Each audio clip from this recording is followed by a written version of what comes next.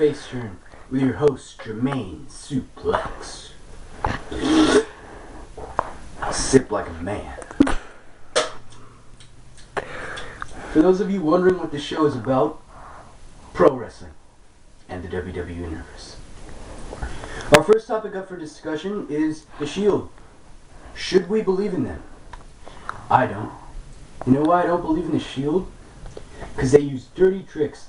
They attack you from behind. They attack the referees. They attack you mid-match. They come in through the crowd, but no one in the crowd likes them. They talk about justice. They don't serve justice. It's actually an injustice. Look at what they've been doing to Ryback. They caused Ryback to be a heel now. Which, you know, it's kind of what we talk about on the show, heel turn, face turn. And they're just heels from the start. Like, yeah, they're champions, they won gold, but they didn't win it fairly. You watch their matches, you see dirty tricks. I seen a match the other day where Daniel Bryan was just about to do his flying headbutt and they pulled his leg down. That's not cool. I don't believe in that. What happened to the integrity of this company? What happened to meeting the other guy man to man and beating him fair and square and rubbing it in his face? That's what a heel was supposed to do. You're supposed to win. You can use dirty tactics, but the Shield just goes overboard with it. The Shield must be stopped. And if I have to stop them myself, I will. I will use all social media I can to help start a movement to stop the Shield. And really, they're not as bad as the guys that people say that they copy. Like, they're not an NWO. They're not recruiting every single person on the roster. They're not showing up in limousines. They're not doing all that stuff that NWO was famous for. They're not the Four Horsemen because there's three guys, and personally, they're not the greatest wrestlers ever. Dean Ambrose, not even as good as Daniel Bryan, not good as Antonio Cesaro, not as good as any of those other guys in the locker room. In my opinion, you should still be on FCW or NXT or whatever it is nowadays. Roman Reigns, he's a big guy. He's really athletic. He's The Rock's cousin. You know, for those of you that didn't know, they're related. He's got talent to be in the WWE, and he could pursue a solo career. He could be Intercontinental Champion. But all this talk about justice, I really don't believe that he could have a good solo career with the Shield. Which is why he's tag team champion. He needs help from other guys, like in a psychological aspect, when physically he could just dominate the whole singles racket. Which leads me to my next topic, is PG era stuff. We're living in a PG era today, friends. And I personally don't like it. There's no attitude in it. They went back, I can't say that they went back to the original programming, which was pretty cool, even if it was like family oriented. But it's not family oriented. Not the whole family can watch this. But it's not the older people that can watch it. It's not mom and dad. It's not like dad and your big brother are the only ones that are allowed to watch it. They're not interested. It's your little brother, it's your little sister, it's your nieces and nephews. There are kids 9 and younger. 9 is the stopping point. I doubt we'll see kids like 2-3 years from now that like wrestling, that still like wrestling. Like, at least not young kids. Kids my age, wrestling was the bomb. Like, it was top notch. It was as socially, it was the height of like our society in 4th, 5th grade. If you didn't have wrestling gear, if you didn't have the newest video game, if you didn't have the new SmackDown vs. Raw game, you were out of the loop. If you didn't know what the newest feature on General Manager mode was at that time, you don't know. You're not in the loop. If you didn't take it to school on during recess and play with it with your friends and, you know, talk about what happened on Raw and all that stuff, then you weren't cool. You're not one of the cool kids. And that just, nowadays, it's kind of the same thing, but it's not 4th graders anymore. It's it's third graders, it's the second graders, the first graders. And I mean, they're allowed to watch it too. I mean, just up the programming a little bit, get a little more in your face. We came, like, sure, we learned some bad words and we learned how to rebel, but it made us better as people because we learned what to do and what not to do. It gave us a passion. We love seeing the anti-heroes and the heroes go up against the big boss, Mr. McMahon. Mr. McMahon would swagger down, you know, through his Titanatron and just walk down in the ring and be a whole jerk. He'd be a dick, dude. Like, and then Triple H and DX would come out and they just make fun of him, and everyone would love it. Everyone in the arena. Now you don't see DX, you don't see guys like that. You see guys like Tons of Funk. What's up with those guys? They're bringing kids into the arena. A few years ago, kids that young wouldn't even go to wrestling. Well, not a few years ago, well, a long time ago. Kids like that, their parents wouldn't allow them to go to wrestling. They think the programming is too adult themed. It's too suggestive. Which is, you know, what I have here, the Attitude Era. I miss this era.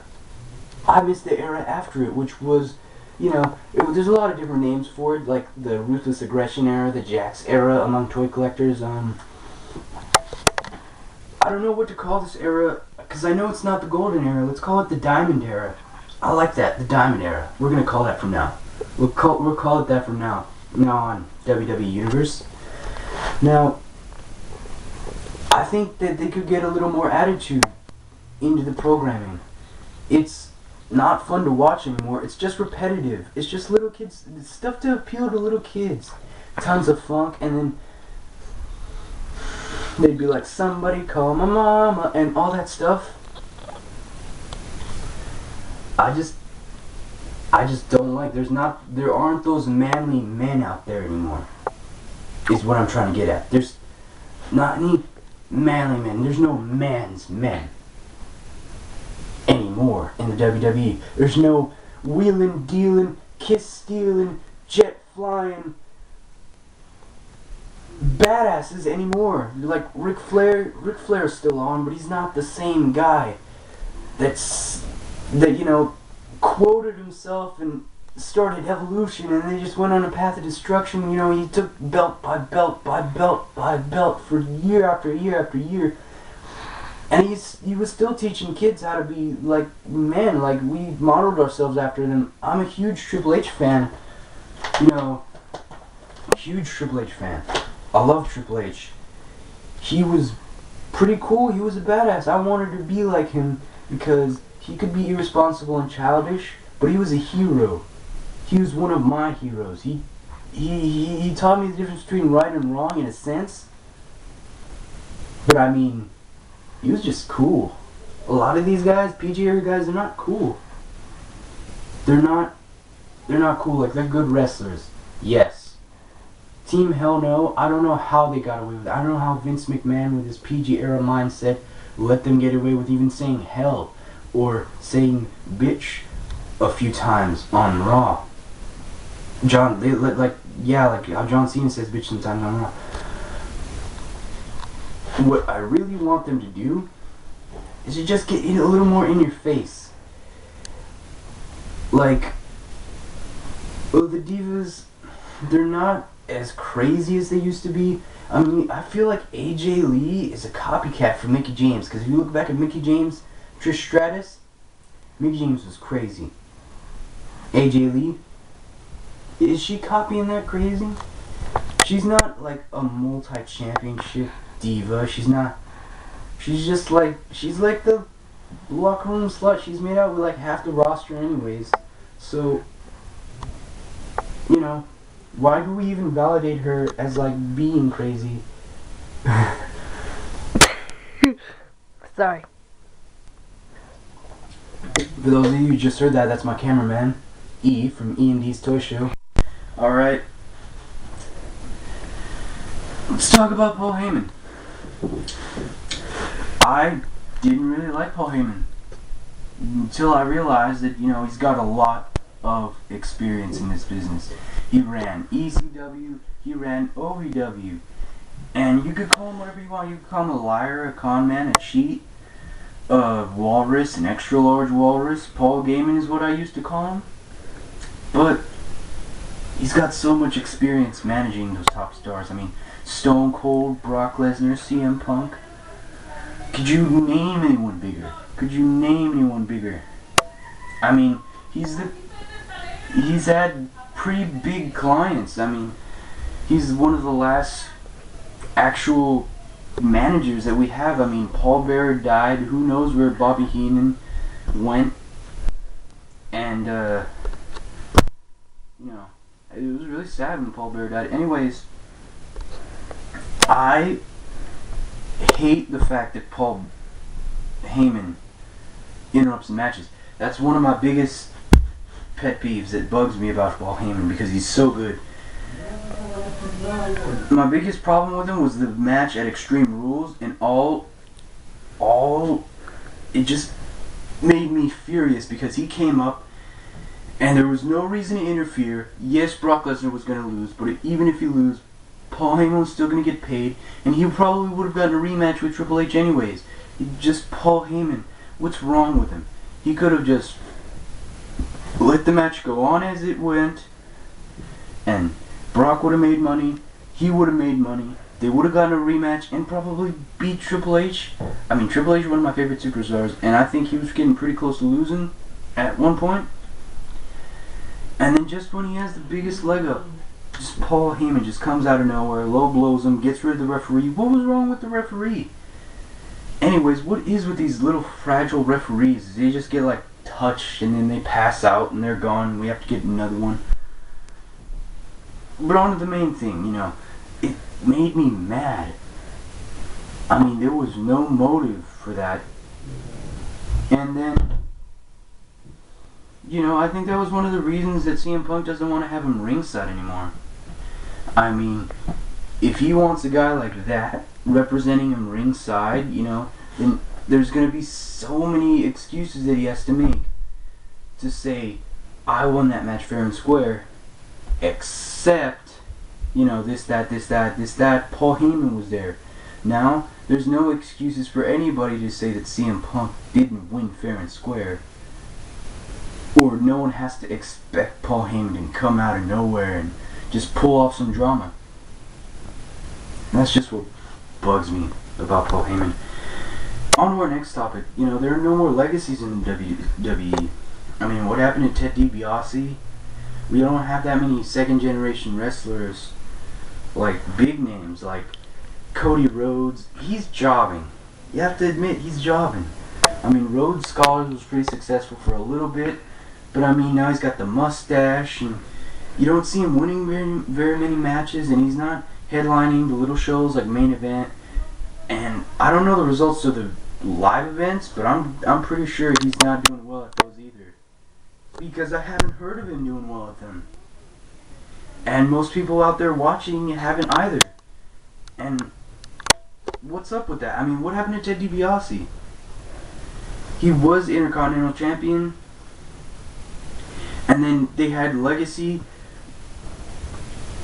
and then he had Legacy, and they all, him and Randy Orton. Randy Orton's like the last great, you know, son of a wrestler who was actually talented. I mean, sure, we have Curtis Axel, but we don't have much to see from Curtis Axel. He's currently the Intercontinental Champion, and I mean, how long is that going to last? He's got Paul Heyman.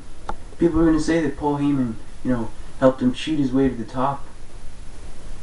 And, you know, say what you will about Paul Heyman, like I said, he's got a lot of experience, he could coach. But if I see him, I'm not saying that he helped him cheat his way to the top, because that's not what happened. But I'm pretty sure that if Paul Heyman interferes, he will not be a valid champion. You know, he won't be universally recognized as the Intercontinental Champion. He'll be the guy that cheated just to get a gold belt. And I don't want to see that happen, because Curtis Axel is actually a really talented superstar.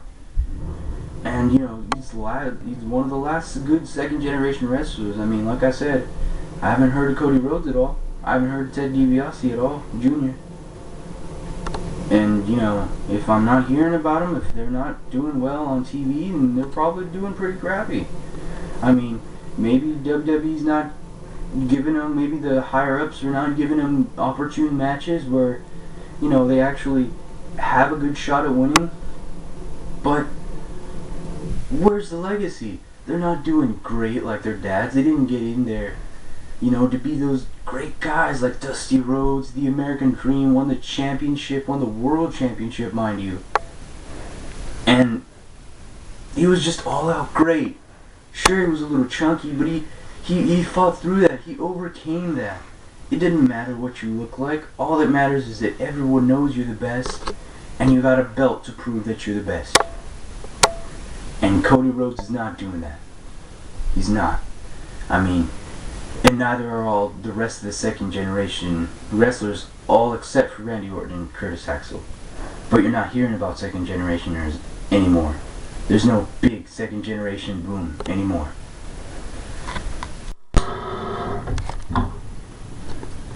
So, you know, there's also no more clean wins in the WWE anymore. I mean, look at the Shield. They've been cheating their way to the top, and they've been cheating guys out of clean wins. Look at what they did to Daniel Bryan.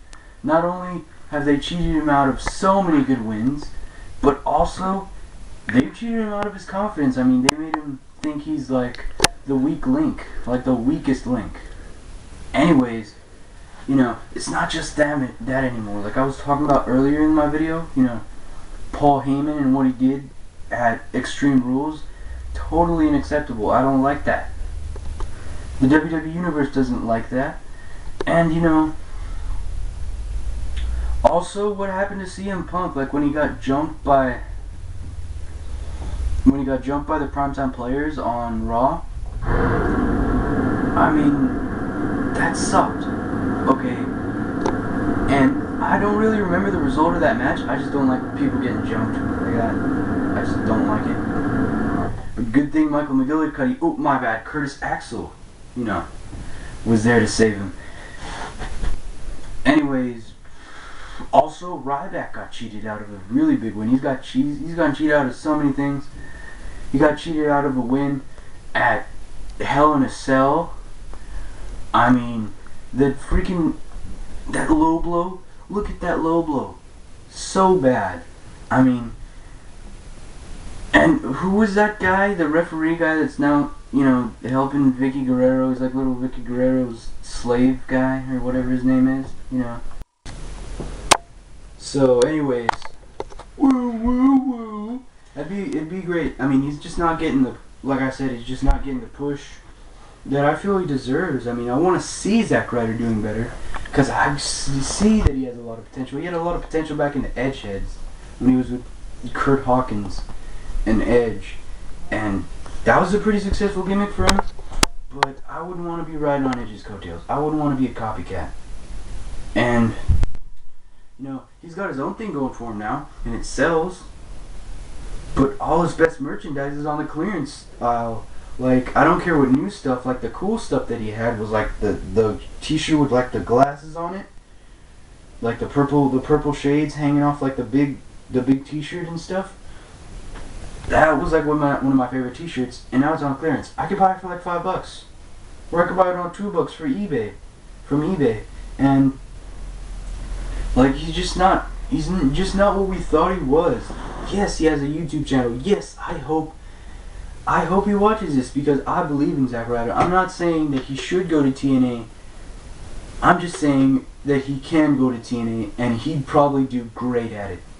He'd do great there. He'd do just great. I think that although there are rumors that there's better talent relations in the WWE, I think that he'd get more opportunistic chances. I mean, he could be X Division champion and tag team champion possibly at the same time over there, you know. I'm just saying, you know, since this is a WWE Universe episode of my show, you know, the very first episode, I just think he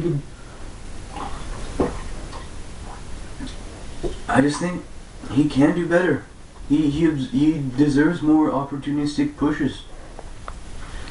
And he's not in the Money in the Bank match? What's with that? It's supposed to give guys that... Sorry, there was a bug. It was like flying. I'm not sure if you guys could see that, but I just killed it. Yeah.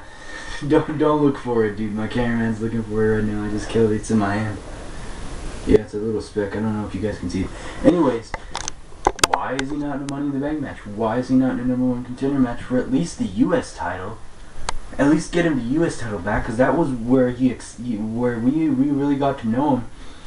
And you know, he was the internet sweetheart. People like Michael Cole's, like Daniel Bryan was the internet sweetheart. But then our second internet, like the whole WWE Universe's internet sweetheart, like our fan favorite, was Zack Ryder, because he interacts with fans. He does YouTube, he does Twitter, he does everything. Sure, he might not have as many Twitter followers as John Cena, but he interacts with the fans pretty well, and we liked him. And he really, I really do see talent in him. I think he deserves more of a push, because the Broski Nation wants to see him excel. And I'm like a senator in the Broski Nation. Like, I really like Zack Ryder, and I think that if the Broski Nation has to move to TNA, then so be it. I mean, you still have fans. They still do pretty big tours, although you might not see them in the West Coast as much as you do in the East Coast. I mean, they probably will go to Long Island more. He'll probably get to see his hometown fans a lot more. You know, and that's great for him. But I'm a West Coast fan, you know. I don't care where he's from. I just think he's good. But, you know, he probably would travel more with, you know, with WWE. And I just want to hear you guys, you know, discuss it. You know, like I said, my email address going to be in the description. Just comment too. You know, I'll be commenting from my channel, what's that? Gmo. It's gonna be G, little line, dash, whatever you call it, MO. You know, I'll comment once you guys start commenting. Also, another thing that concerns me is the pre-tapings. They're taping SmackDown on Tuesdays. What the heck? It's Friday Night SmackDown. What happened to Thursdays? Thursdays? They tape it on Thursday? No, they tape it on Tuesday, but back then it used to be Thursday nights. I know it used to be Thursday Night SmackDown. But when I was growing up, it's Friday Night SmackDown. What happened to just filming it live on Friday, on location? It's more dramatic. When you get injured, and we see someone get injured live, we feel more worried for them. If Michael Cole just has to give it away in like a tweet, I want Michael Cole gone, because I want live SmackDowns. We want live SmackDowns, because, you know, it gives us more of an opportunity to actually see him live. Like, the whole world has to see this. And a lot of promotional ideas, I also have promotional ideas that I'd like to suggest to WWE, but, you know, I could just like call a 1-800 number and they could tell me to screw myself. They'll just be like, "Thank you, sir. Now you can go home and watch Raw while we just, you know, give the best wrestlers on the roster. Just keep them, you know, doing big. You know, what about Justin Gabriel? What about guys like Justin Gabriel? And, you know, Curtis Axel got his push. You know, I was gonna root for him, you know, earlier when we started doing the early prototypes of this show. I mean, I still kept calling them Michael McGillicuddy. We might let you see some bloopers, you know. This is a great channel to be on. But what happened to the little guys? What happened to the NXT graduates that should be wrestling? Like, that should be opening the show or closing the show, but don't? Sure, Daniel Bryan's made it big. But what about David Otunga? What about Heath Slater? Heath Slater sucks. Okay, he's a jobber. I don't like Heath Slater. And I'm going to do a little air guitar because I know mine is better than him. And, I mean, David Otunga was pretty good. Justin Gabriel, pretty good. And all those other NXT stars, I mean, why do you pull them up if you just keep them in the dark places? Sure, they're not on NXT, but at least they were stars on NXT. At least on NXT, they were big. You know, they were big and they were, you know, big fish, small pond kind of thing. And I think they could, you know, promotional ideas. One good promotional idea is just, you know, to keep with the wrestling. I hate main event because it's only 2 matches, maybe 3 on a good day. on a good year, you know, in a good year, maybe once every blue moon, we might actually see more than 3 matches. Because it's just replays, replays, replays. Back when I was growing up, they show 1 replay. And that was what was it called? The Raw Rebound. They still do it. Only this time they do it 6, 7 times. Like it just gives me a headache having to see the same thing over and over again because you guys don't have any matches that you think are top of the line. Okay, here's an idea for a promotional idea.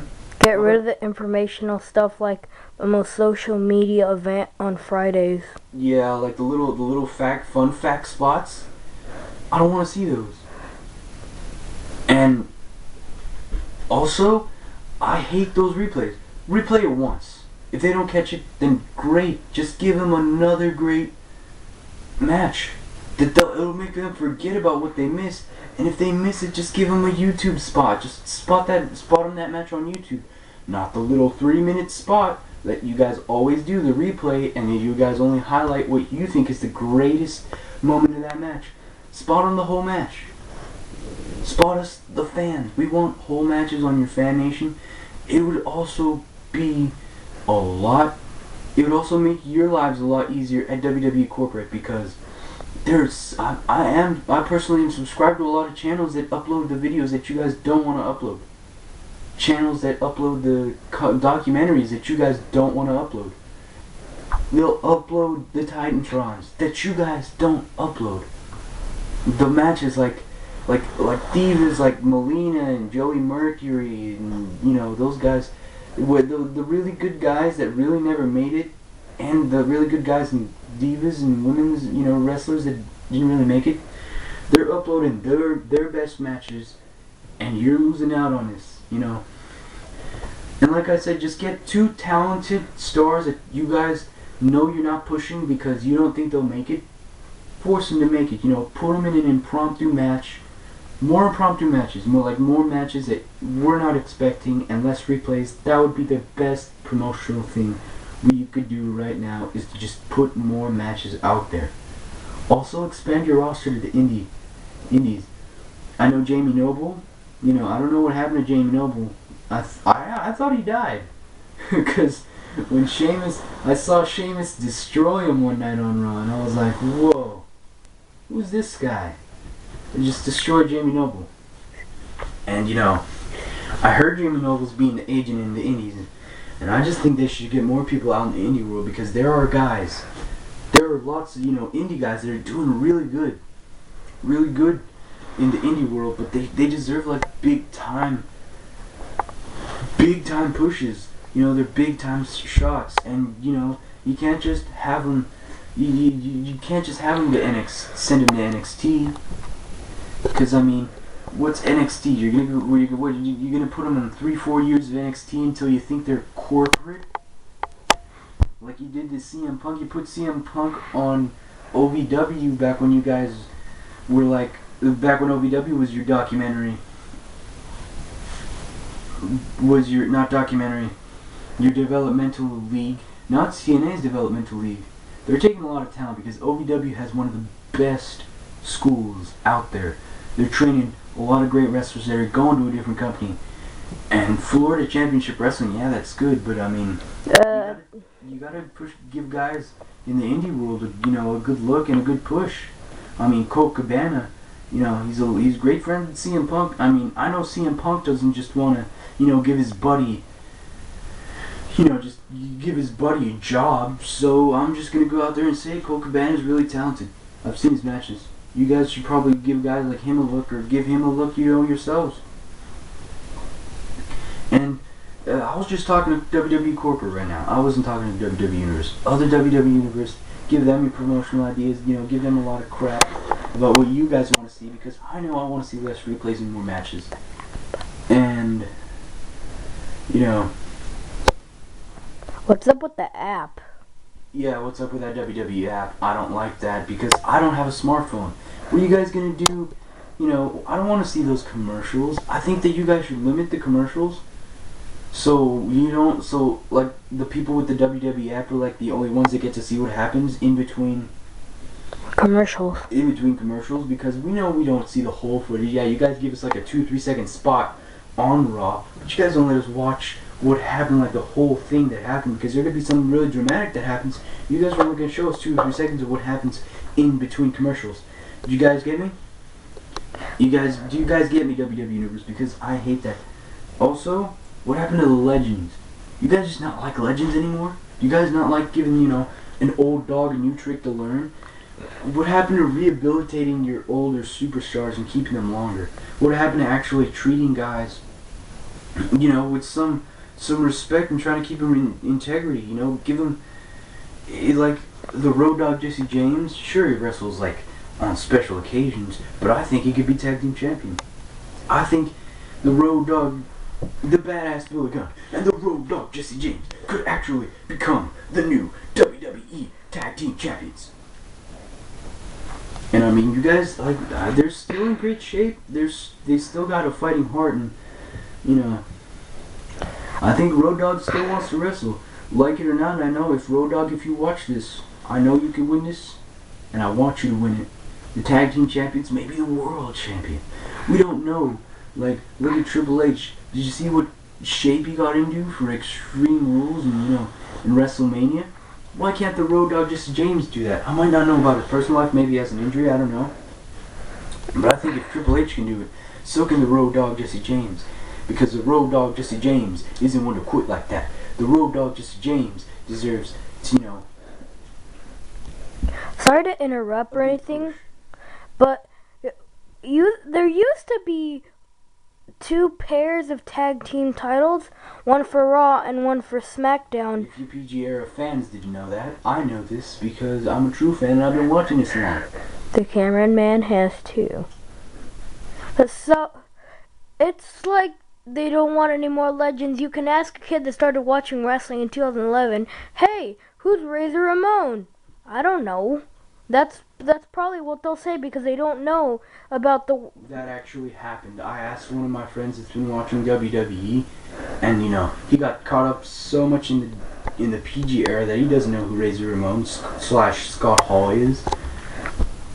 And I like Scott Hall. I support Scott Hall. I wanted to donate to that thing online that to rebuild him. And I just didn't really get around to it because I don't have any means of getting money for him because I'm pretty much broke. I think it's like with a credit card or by PayPal or something. Right? Yeah. But they should give guys like that a push. I mean, WWE should really extend the hand and go the whole 9 yards with their older superstars that still want to go out and wrestle. I mean, the Road Dogg Jesse James, and the Badass Bill Gunn. I haven't heard anything about the Badass Bill Gunn because that's why I'm talking about the Road Dogg Jesse James. I like them both. And they're guys that, used to entertain the fans. They used to, put us in awe and make us hate them and love them, all those classic superstars. And, I'm pretty sure that they don't want to get, attacked by the Shield or, destroyed by Brock Lesnar. They should be giving them fair matchups. And, like I said, they should go the whole 9 yards and, give them a number to a good physical, a good fitness trainer, a nutritionist, someone to help rebuild them from the ground up, into a new superstar. And then, have them train with, a lot of the younger guys. Have them, have them interact with a lot of the younger guys, you can't just, who says an old dog can't learn a new trick? Because I know the Road Dogg can learn a new trick. The Road Dogg can learn a lot of new tricks. Maybe he'll be a high flyer, maybe he'll be a power wrestler, maybe he'll be the same... combination. Maybe he'll be the same guy that he was 20 years... was it really 20 years ago? No. Almost 20 years ago. But... he can be the same guy. He could be even better. We don't know because the WWE doesn't lend a hand to their, to their old school wrestlers, other than giving them a shot at the Royal Rumble. And rehab. They pay for a lot of rehab, or they have paid for a lot of rehab. I heard for Scott Hall, and I hear he's actually cleaning up. He's actually cleaning up, and he's training his son Cody Hall. It's really inspiring. How he could get clean, and it's really it's heartbreaking to see what happened to Razor Ramon to the drug addict / drunk that happened to him, and now he's clean, and he looks old. That's all I'm gonna say. It's scary to see what happens when you damage your body like that, when you get caught up all in all the stardom. But enough of that.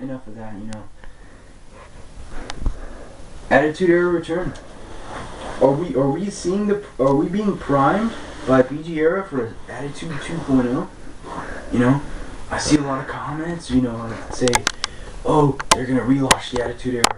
Oh, they're gonna step up in their programming. They're gonna step up in, the matches. The matches are gonna get more extreme. And I hear this guy's about to explode I hear CM Punk's gonna do a new pipe bomb. I hear this guy's about to, just tear up the mic. I hear this guy's about to say the word that we're all afraid to say. He's about to say,